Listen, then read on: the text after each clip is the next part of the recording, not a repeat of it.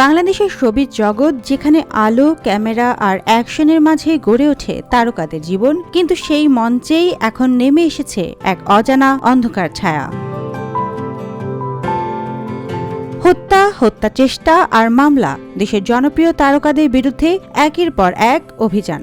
এখন পর্যন্ত ৩৬ জনের বিরুদ্ধে মামলা হয়েছে, কেউ কারাগারে, কেউ আত্মগোপনে, আর যারা বাইরে আছেন তারাও ভয়ে আতঙ্কে কাজ বন্ধ রেখেছেন। এই তালিকায় রয়েছেন সুবর্ণা মোস্তফা, রোকেয়া প্রাচী, সোহানা সাবা, মেহের আফরোজ শাওন, নুসরাত ফারিয়া, অপু বিশ্বাস, নিপুণ আক্তার, আসনা হাবিব ভাবনা, জ্যোতিকা জ্যোতি, আজিজুল হাকিম, জায়েদ খান ও সাইমন সাদিক সহ আরও অনেকে।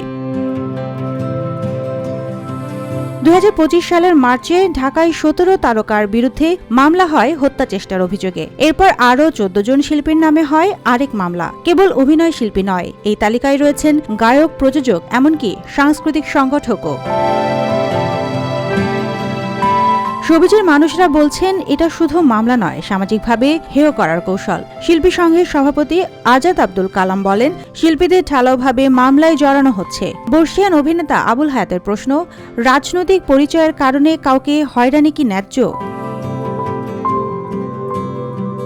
এখন প্রশ্ন, এই মামলাগুলো কি শুধুই রাজনৈতিক প্রতিহিংসা, নাকি এর পেছনে আছে বড় কোনো পরিকল্পনা? শিল্পীদের অপরাধ কি, নাকি তারা কেবল ব্যবহৃত হচ্ছেন? যখন আলো নিভে আসে তখন চারদিক ঘিরে ফেলে প্রশ্ন আর সন্দেহ। শোবিজে যারা স্বপ্ন দেখাতেন তারা কি আবার আলোতে ফিরতে পারবেন? সুবর্ণা মেহজাবিন, দেশকাল নিউজ।